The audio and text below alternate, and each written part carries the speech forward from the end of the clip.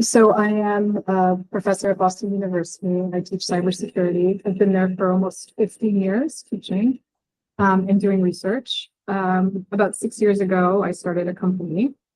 And about 24 days ago, I sold my company to Cloudflare. So I actually used to be CEO of a startup that I exited from on May 30th. So it was very, very recently. And, my research is in cybersecurity. I have been studying network and infrastructure security for about 20 years. And I love doing mentorship events with having been a young woman. Of course, I am a lot older, but I like to meet people who are starting in the field and help them get their start. So happy to be here. Okay.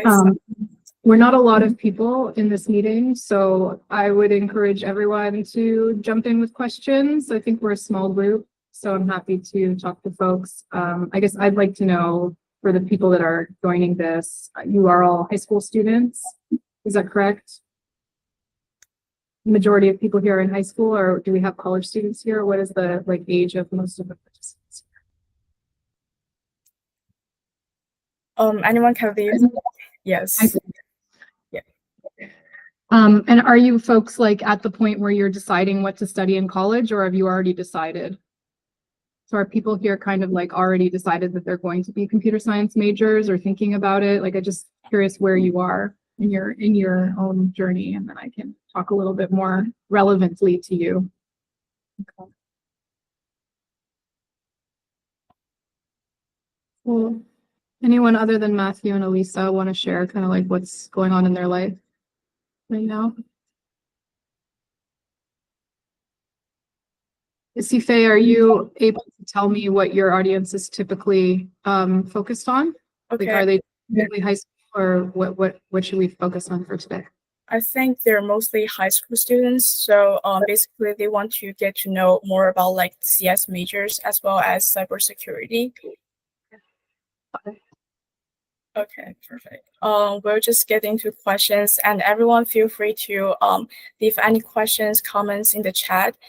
So Dr. Goldberg will answer it for you guys. All right.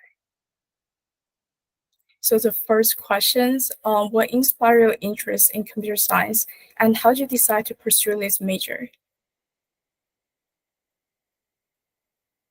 This question is a little different because I was in high school more than 25 years ago was when I was in high school, and I didn't have an interest in computer science when I was in high school. I actually wanted to study engineering, and I didn't start out in computer science back then. I didn't think I wanted to be a computer scientist, and it was only, I would say about 8 or 10 years later that I actually became a computer scientist. So I didn't actually decide to study computer science. I wanted to study something technical. I think part of the reason was because I was good at math. I really liked science. I really liked doing things that were hard. So I tried to get into the hardest possible thing, and I ended up going into this program called engineering science at the University of Toronto, which was a very hard to get into engineering program at the time. It still exists, and so I also went into that program in particular because they didn't make you choose your major until your third year. So I could have been a bioengineer, a nano engineer, a civil engineer, electrical engineer, and I ended up becoming an electrical engineer. But I didn't know that I was going to be that at the beginning. I think translating that to today, which is a very different world, I think computer science is the kind of major where you can choose where you end up. So you may end up in biotech, med tech, infrastructure, cybersecurity. There's so many subfields of computer science and so many industries that use computer science. It feels to me very similar to the kind of decision making I was making 25 years ago. So I think that it's a really good foundation for doing a variety of things, even law, policy, politics. All these things are things you could kind of take a computer science major and end up doing. And so it's a really flexible major, in my opinion. It's not an easy major, but it can translate into a lot of areas. So I think that's it's not the case that everyone who studies computer science will be a programmer for the rest of their lives. Some of them will, but not everyone will. And I think that's an important thing to keep in mind. Okay. Do you feel it's stressful to to do all the like time management while you are like in this major, as like you just said, it's like it's not an easy major. Yeah, I think it's hard. I think it's a hard, difficult major, and I think that's really good. I think it's good to go to college and do a difficult major because college is expensive and you should learn as much as you can. So I don't think it's so difficult that people can't do it. I think it's totally manageable, but I also think it's like a really great thing to use those 4 years of your life and all that money to learn, that you can use it for something that will serve you well when you're older. I'll give you examples of some of my students and things that they've done. I had a student who finished computer science at BU and he went on to study law.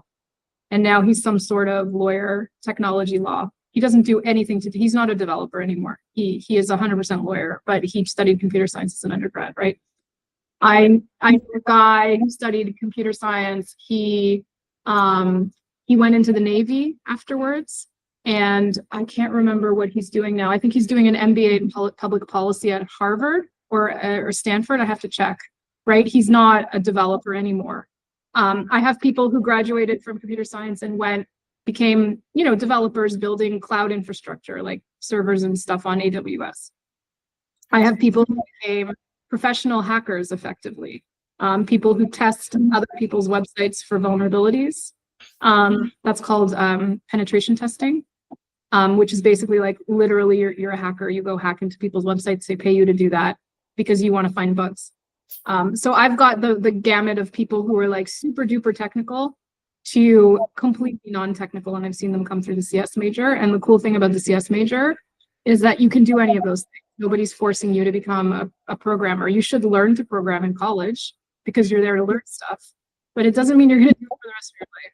So I think it's a really great place to start as an undergrad, and I would wholeheartedly endorse doing a CS major if that's like you want a lot of flexibility in your life. It's a great place to start. Okay, that's awesome. Thank you. Okay, go to the next question. What advice would you give to students interested in pursuing a career in computer science? Like, I think I answered this already. I think computer science as a major is a really good major, just for life and the modern world. And it's not a major that locks you into being technical for the rest of your life, but it is also a major that allows you to be technical for the rest of your life. I am kind of the opinion, I'm a bit of I believe in hard work, and I believe hard work when you're young will pay off when you're older. And I think that computer science degree when you're young is not the easy way to do a college degree, but it's also like not necessarily the case that picking the easy way for college is the right thing to do, And I actually really think that if you're willing to put in the work, it gives you a lot. It gives you a lot of flexibility in your life as an adult and a lot of opportunities for jobs and interesting work. And I myself, I'm not a software developer even today. I've done a lot of things, but I've never been a software developer. So I do all sorts of things. Software development is awesome, and I have tons of people that I work with that are extremely good at it, but I personally am not one. So I'm just trying to say that like there are so many different kinds of roles you can do after a computer science major. You may not do them right out of college. It may take you 4 years. It may take you 10 years. But there are so many roles. You may do them right out of college, but there are so many ways you can take your career with this major that I think that other majors may not provide you as detailed a foundation that you'll really use when you're older. And that those 4 years of learning to code and learning how computers work and learning about algorithms and just grinding through all of that stuff. So it's actually really fun and interesting, but even if it's not like the thing you want to do for the rest of your life, spending 4 years doing that I think is like a really good thing to do. So that would be my advice. Like if you don't want to commit upfront to the rest of your life, this is kind of a good major for that. Okay. Like, would you suggest any students like who are not like that good at math to like, just go into this major? So that's a tough one. I don't know. Like, I think you need to feel that you can manage the major. That's a great question. I don't know that being good at math is the thing that's going to determine that you're going to be good at this major. You may not be good at math. You may be great at computer science. You know what I mean? I think it's not I don't have enough visibility to understand exactly what it feels like to go into computer science from high school today and what you need in order to get in. I don't really deal with that. I generally meet students when they're in their third or fourth year, close to graduating. So I don't really know students coming in as freshmen and how their backgrounds look like. So I don't really know how to answer that question. I think my answer would be, if you think it's something you can manage, then you should go for it, and not like get scared or feel like, oh, this is going to be too hard for me. Because if you think you can do it, you could probably do it. If you really don't think you can do it, I have plenty of students that do a minor in computer science. I have students that have like a major in international relations and a minor in computer science that take my classes. I've seen all sorts of things. So that's also an option. But yeah, I mean, certainly getting into college and doing a major is not easy, but like if that's an option that's available to you and you're kind of debating between like one major in computer science, I'm trying to give you the reasons why I think computer science is a good choice out of those other majors. Okay, sounds awesome. Thank you. Can we discuss the importance of diversity and inclusion in the field of computer science? Sure. I mean, I guess I think it's important. I don't know how much time I want to spend on this. I'm a woman in computer science. I started in the 90s. It was different back then. Go watch episodes of Friends to understand what the world was like at that time and the kind of things that people would say in public that today they would go to jail for. Not go to jail, but they would be contacted by HR for things that you see in episodes of Friends. That's the world I'm from. There are a lot of friends of mine that went through that experience. I think that women today don't have to go through that experience. And so there's still issues, but I really come from a different era. And my best explanation for that is to go watch Friends. You'll see the era I'm from. It's quite cringe to watch Friends today in a lot of ways. So I don't know if anyone here watches Friends, but that's what it was actually like back then. So sounds awesome. Thank you. Like this is kind of like a similar question, but as a woman in computer science, what challenges have you encountered throughout your career and how have you navigated them? So again, I will go back to the Friends analogy. I don't know if you've seen this episode of Friends. Rachel gets a job as a buyer at Bloomingdale's or something. I really remember this episode because it struck me so much. And she had she was just building her career as a fashion buyer, and she had to work late on something. And as a result, she missed her anniversary with Ross. So he showed up at her office and brought her a picnic with candles to have a romantic dinner because it was their anniversary. And how dare she work on their anniversary, right? Because she should be with him celebrating the anniversary. Like, that's what it was like back then for women with careers and stuff. So it's really different today. I mean, I never had a boyfriend show up with candles in my office, but the fact that that was on a TV show that everybody was watching at the same time that I was starting my career gives you an idea of what it was like for women back then. I think for women today, it's not as difficult, but still somewhat difficult. There are fewer women in CS, but I don't feel that it's the same way that it was back then, where it was like, I was an engineer and people would ask me, are you really an engineer? And I'm like, yes, I really am. I really went to school. I really am an engineer. I'm not a fake engineer. I went to University of Toronto and I'm an actual engineer. So, you know, that stuff is not that way anymore as it was back in the days when I was starting. That's I'm old. But at the same time, you know, for women that are in the field now, it's still challenging. And I think that you need to remember that this is all nonsense and there's no reason to believe as a woman you're less capable than anyone else. And majority of people agree with what I just said. So, you know, if you're finding a minority that don't, that is usually something that can be dealt with. And the rest of it is like microaggressions. And my advice on microaggressions is just ignore it, power through. Like, just keep going. Don't let them get to you. That stuff is total nonsense. You don't let them get to you with that microaggression stuff. Just ignore it. Keep going. You know, if they're, yeah, that's what I would say. If it's not actually like harming you, just keep going, because we've all had to deal with that. And, okay. So you win. That's good. Thank you. Okay. Oops. Go ahead to our next questions. Can we discuss the importance of mentorship and support networks for women in computer science? And like, have you benefited from this yourself? Yeah, so I have definitely benefited from this. I think mentorship is really important, and I've had mentorship at every step of my career. And I think it's really important for people to take advantage of that. I'll give you some examples. When I was a student, when I started my Ph.D., I had mentorships from, very, very powerful women, ranging from the head of the engineering school to my Ph.D. advisor, who's now the provost at Princeton, but back then she was just a professor, to one of the women who used to run the cryptography research lab at IBM. She was one of my mentors. So there are a lot of people, and those are the female mentors. I've had tons and tons of male mentors as well. I think mentors are important no matter what you do. When I started my company, I became a CEO for the first time. I had mentors help me figure out how to be a CEO because I didn't know how to be a CEO. I'd never been one before. And those were all male mentors, actually, the people who helped me with that. I had one female mentor, but she wasn't my main mentor. So I think that mentorship is super important. And if you can find one when you're in high school, I think that's really, really helpful. If you can find one while you're in college, it's really, really helpful. And when you're out of college, it's like totally necessary, like absolutely necessary, I would say, because if you want to figure out your career when you're in an unstructured world like your post-college life, then it's really important. I don't think I had one when I was in high school, and I don't really think I had one when I was in college. It really started after that when things were more freeform, but I recommend it for everyone.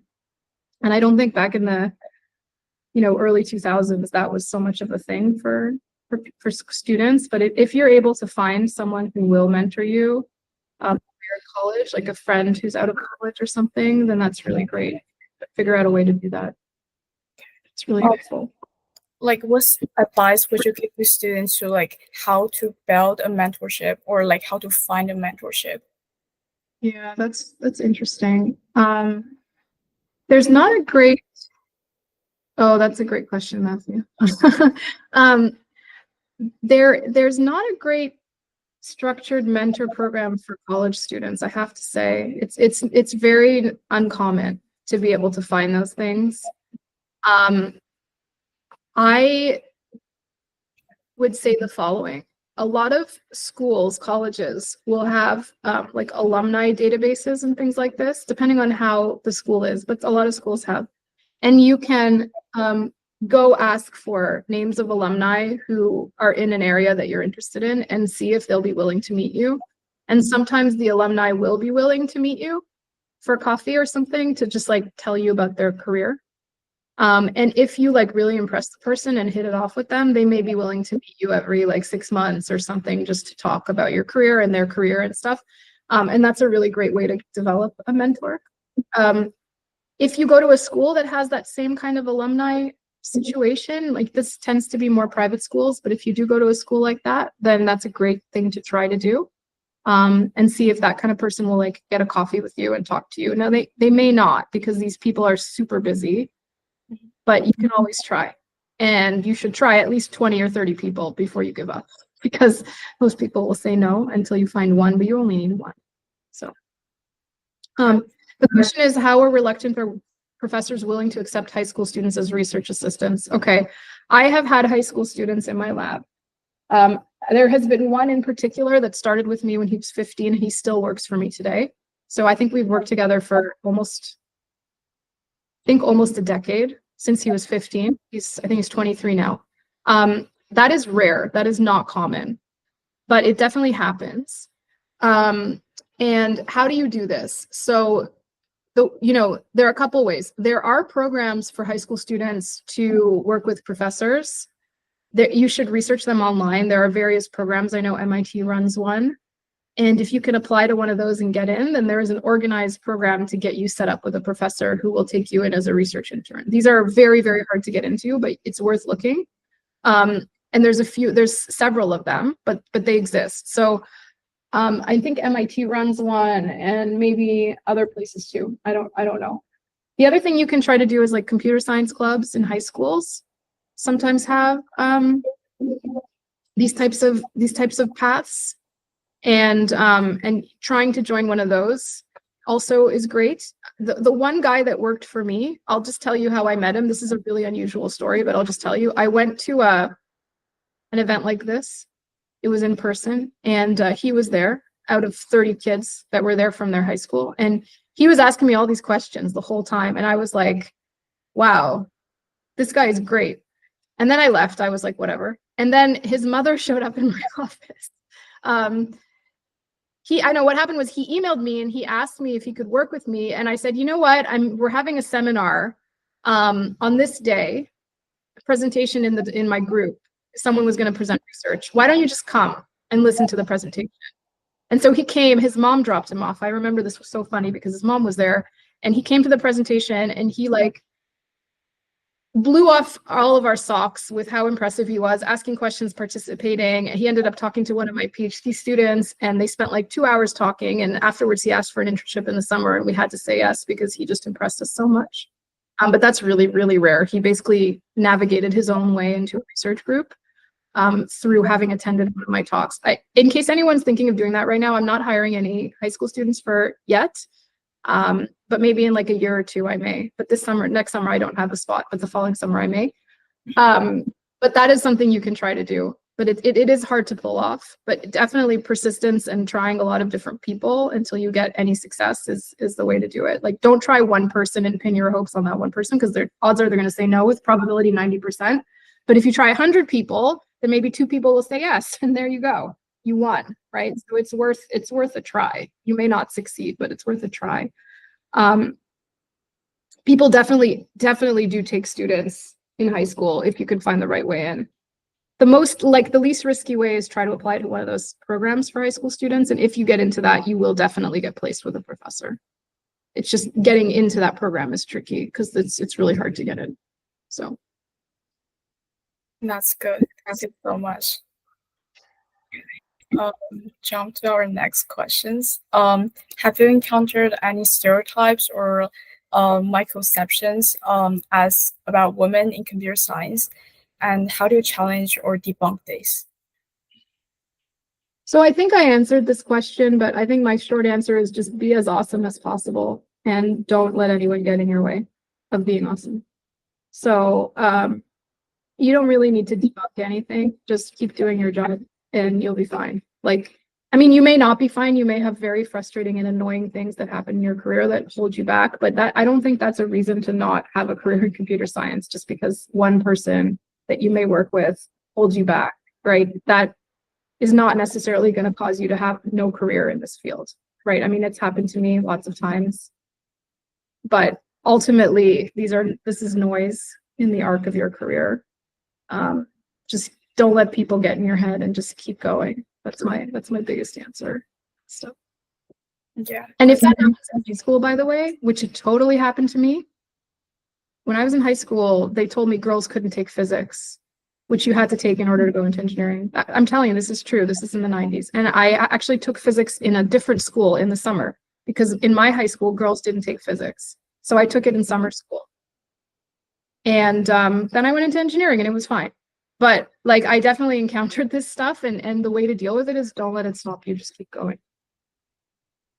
It's amazing for me to say this, but I literally did not take physics in my school because people told me it would be too hard for me because I'm a girl. So I didn't. I took it in summer school at a Catholic school, which was fun because I'm Jewish. So it was really interesting experience, but it was fun. And I did physics and I got into engineering with my Catholic school summer school of physics that I took for 2 summers.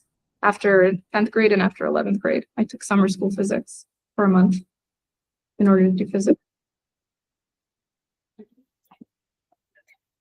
We got one, and he said, yeah, okay. That's an interesting question. You feel like your contributions are not taken as seriously as others. That's interesting.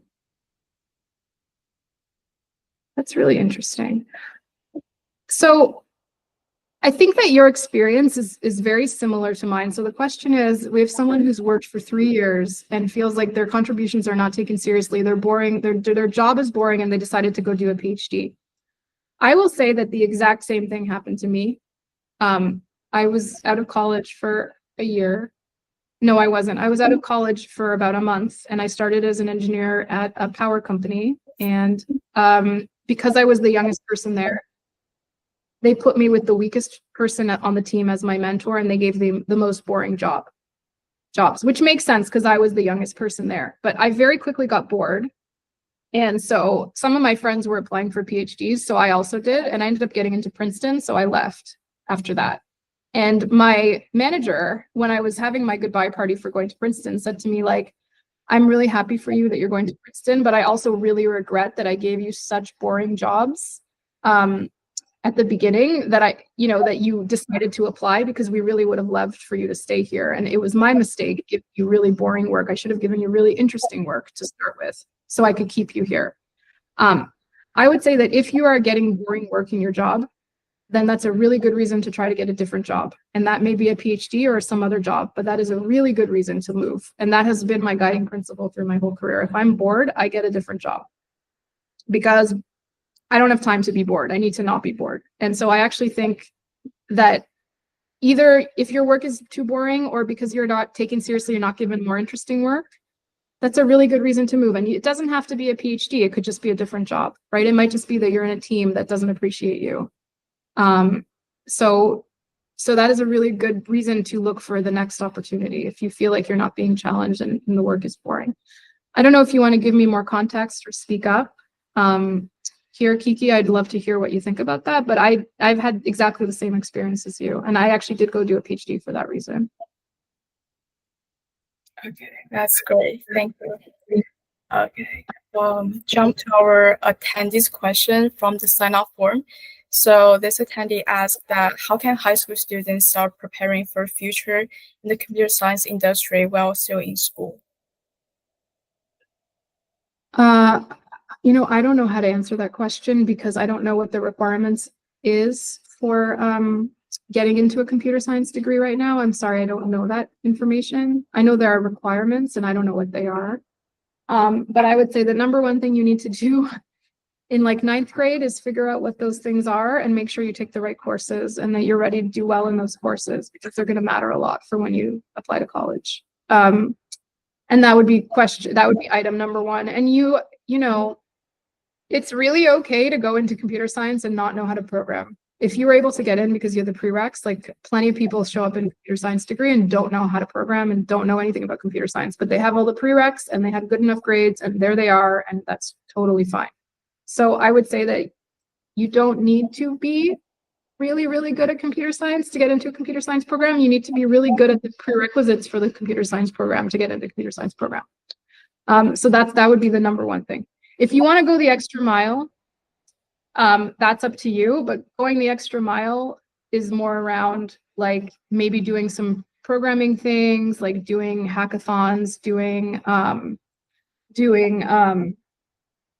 what do you call them? Capture the flags if you're interested in cybersecurity. Like, this is great stuff to do, and it may help your case to get into the college.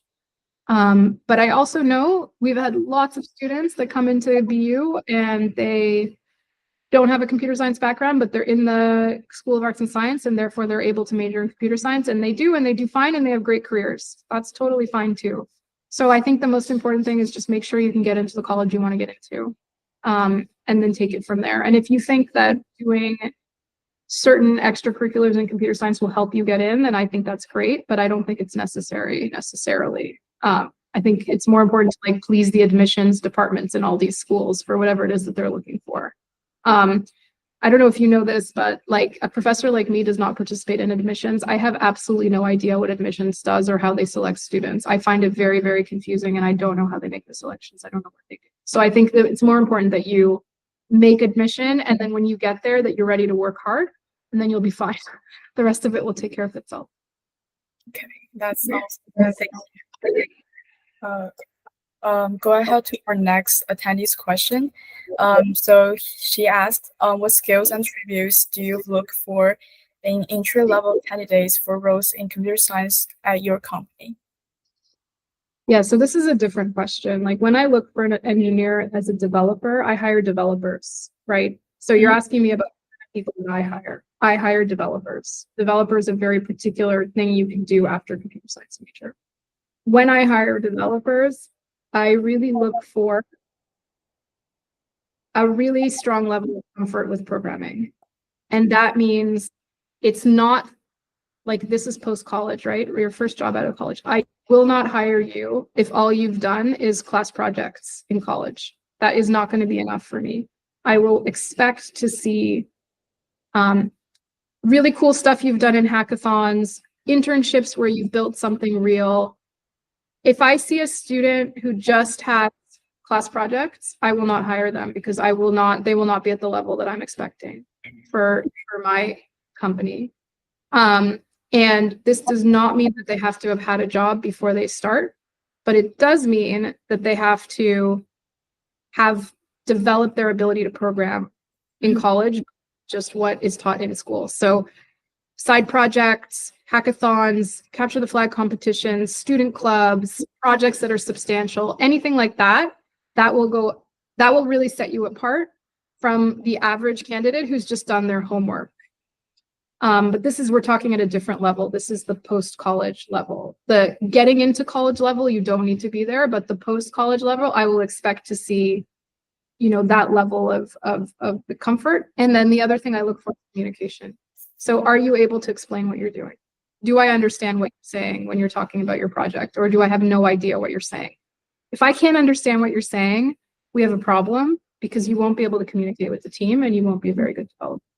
So I think communication is super critical for developers, and I over-rotate on that when I hire. I really look for people who can explain their projects to me. If they talk in a way that's so convoluted that no one knows what they're saying, they may have built a tool, but their way of thinking is too complicated to really work in a team, and they're going to create messes in the project because people won't know what they're doing, and it's going to be really hard to communicate with them. So being able to find an engineer that can write code and is like experienced with code, substantially more complicated things than homework assignments, and can communicate about what those are the key things for me. And also being like a nice, pleasant person to work with and not a jerk. Those are also things. That's so true. Thank you. Next questions. Can you recommend like any resources or programs that high school students can use to gain experience or knowledge in computer science? Sure. I would look for your local computer science club in your school. I would look for computer science courses in your school.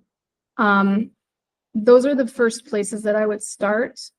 Depending on your level of experience, I would look for hackathons and projects you can try to learn how to do. That's a little bit more advanced, but I think starting with whatever courses your school offers and whatever like clubs your school has, it's a great place to start. If you don't have to be a super programmer by the time you're 14 to be a successful computer scientist. I couldn't really do anything until my second year of college. I didn't know anything technical. I was completely non-technical until college. I didn't know anything, and I've done fine.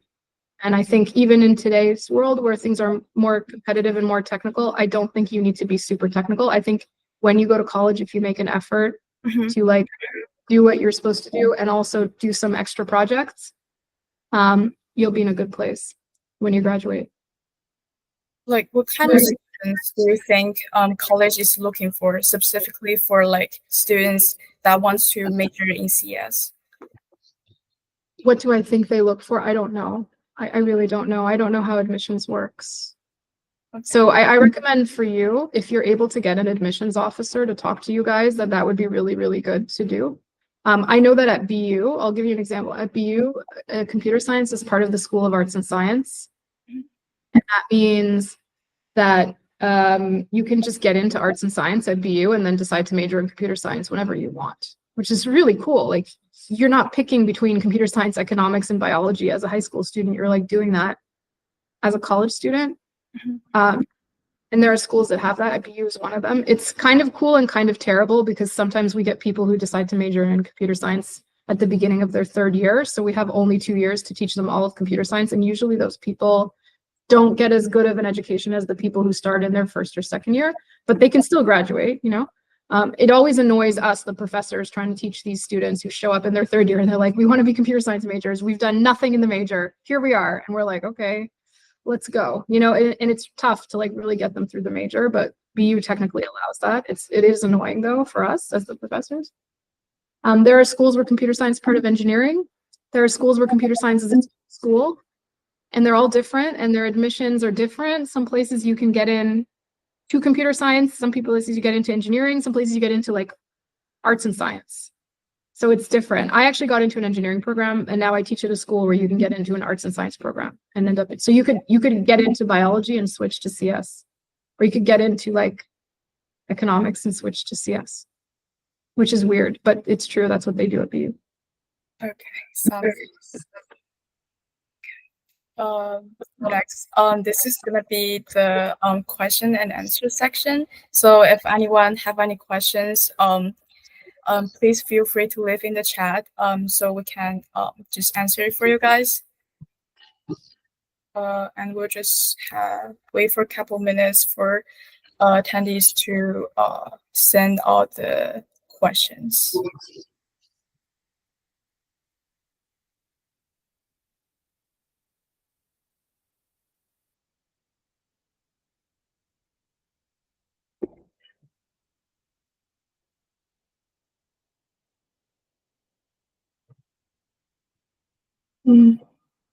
Yeah.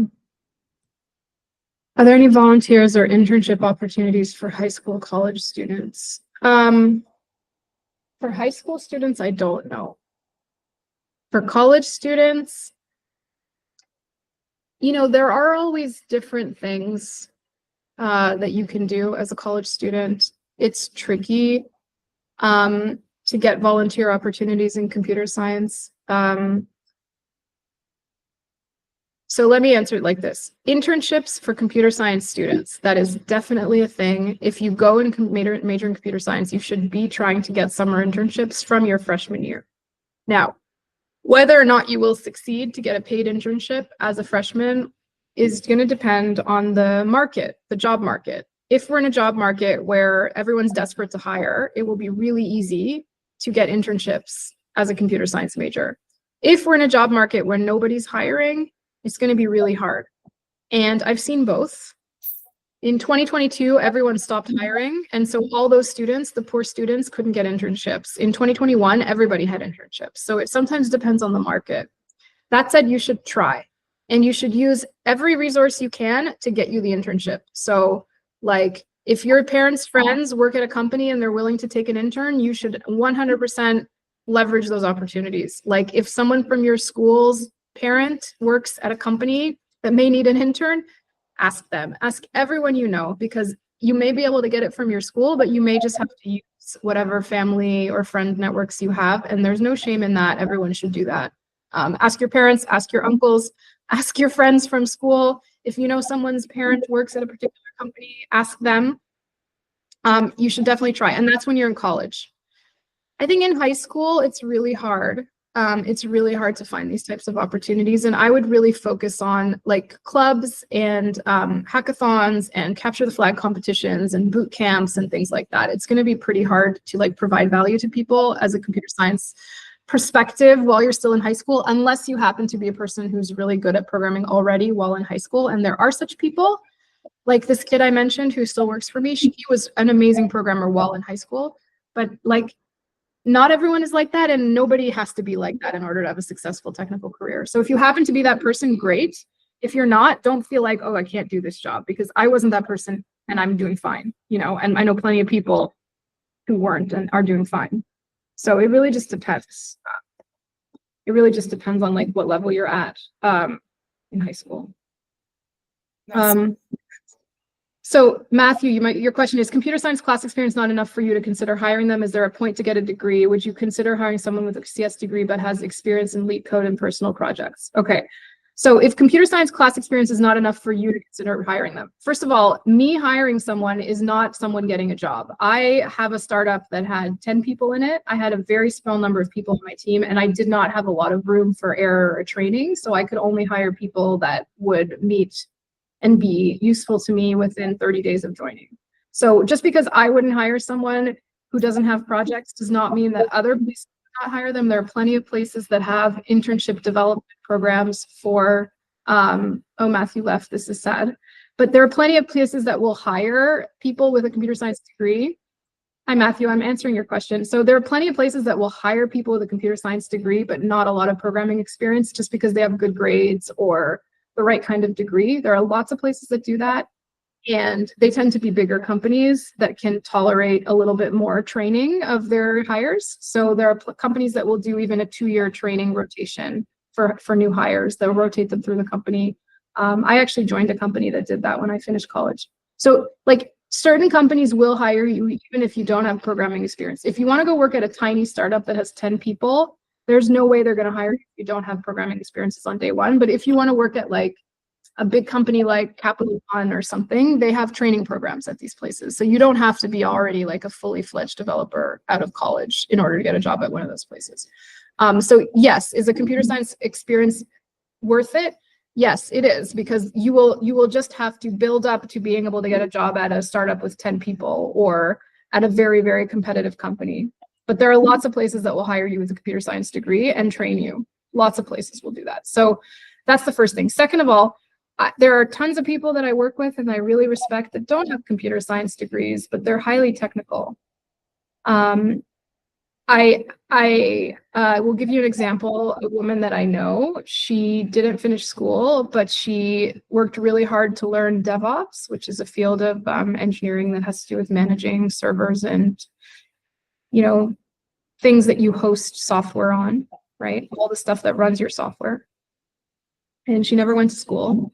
She's an amazing DevOps engineer and she's had a great career, but she worked her ass off to get there, right? She took a lot of trainings. She got involved with a DevOps community group where she learned a lot from people there. She actually is married to someone who's in this field, and I believe he must have taught her some stuff too.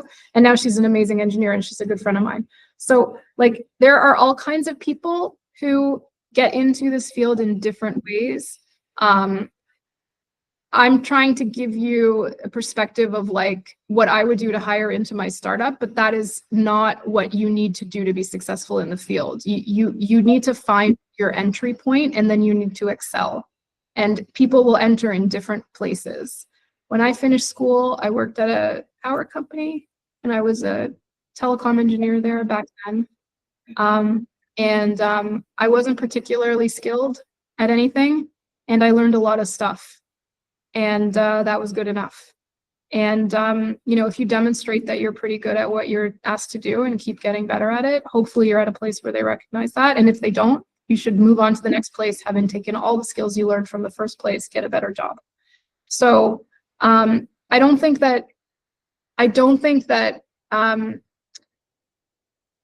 think if you want to get the most competitive job possible in a very competitive market, you should have a CS degree and do projects on the side. Does that mean you'll never get a job in computer science? No, that does not mean you'll never get a job in computer science. That means you'll need to find a different place that has more of like an intern training program or entry points for post-college people, right? New grad people. There's a lot of opportunities out there and they all look different, right? So when I answered the question initially, Matthew, I was answering for like developers in my startup that has 10 people. It's very small, right? And we don't have a lot of money and we don't have a lot of room for error. We have to like make sure we don't make mistakes when we build something. Okay, what is the biggest piece of advice you would give your younger self in pursuing your career? I always think about this. I think I had a lot of self-doubt when I was young, and I was like, can I really do this? Am I really going to be able to do this? And I was just determined to prove to myself. And I think that I'm really surprised how well I'm done, given how much self-doubt I had. And so if I could have spared myself all that self-doubt, I would have had a lot more fun in my life. You know, just feeling a little bit more confident that I would get there. I don't think I had a lack of confidence in myself. I just had a lack of confidence in my life taking where that I would like be happy with. And I think I ended up a lot farther than I expected. So, you know, I would try to say that like, if, you know, my biggest advice would be just like continue to have as much self-belief as you can and don't like torture yourself with thinking that you can't do something. You know, just try to figure out what you can do. And if things aren't working, move and find something else to do. Never kind of get stuck in your self-doubt and let it stop you from proceeding. Always push through it, you know. Okay.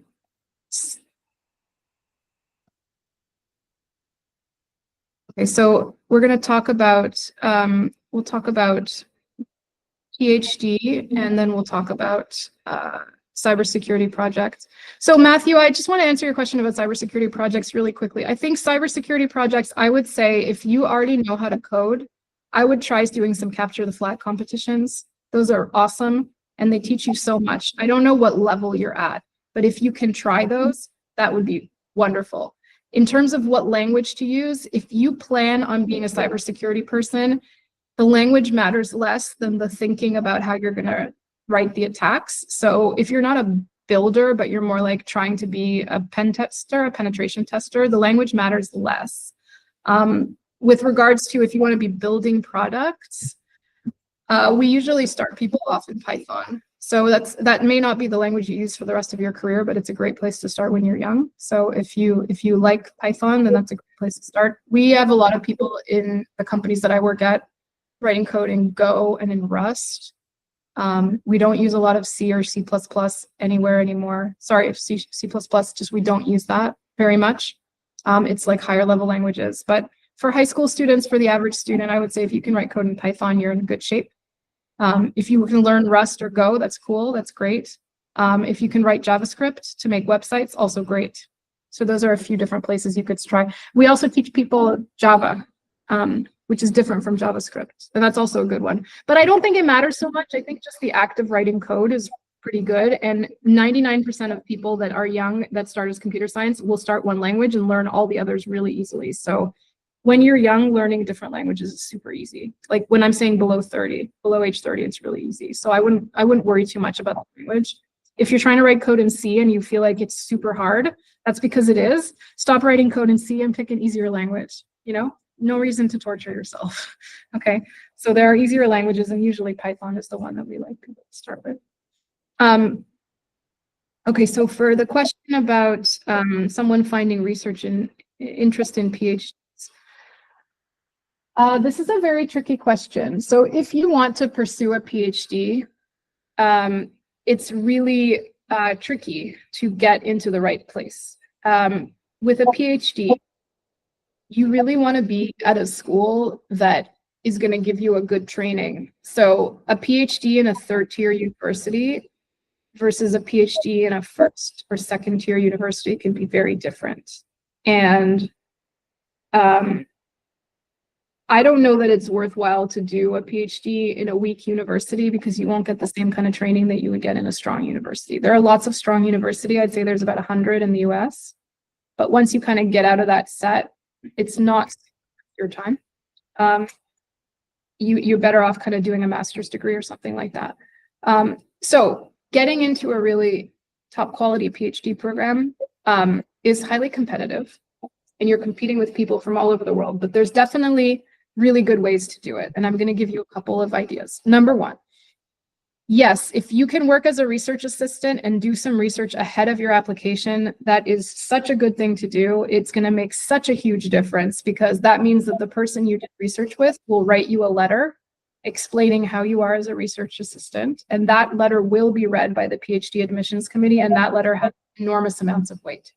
So for example, if one of my interns, I took interns when I was a full-time professor. I took interns from the undergrad to work with me in my lab on research projects. And those people, I wrote the most recommendation letters you can imagine for the ones that were good to help them get into PhD programs. And I had people get into Stanford. I had people get into like all kinds of places. And I was calling my friends at these other universities to help these people get in.